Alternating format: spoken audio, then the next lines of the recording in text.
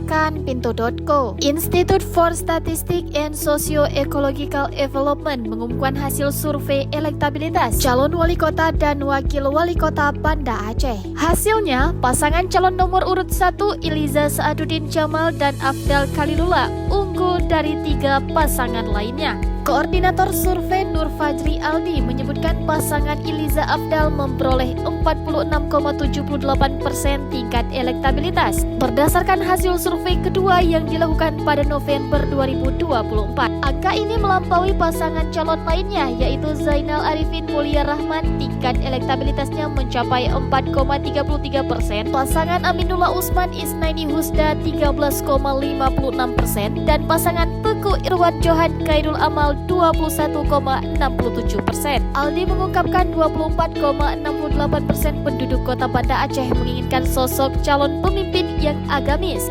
Artinya dari hasil survei pasangan Iliza Afdal memenuhi kriteria masyarakat Banda Aceh. Kemudian ada 15,6% penduduk melihat calon dari kondisi bebas korupsi, kolusi, nepotisme dan 12,99% dari kondisi merakyat.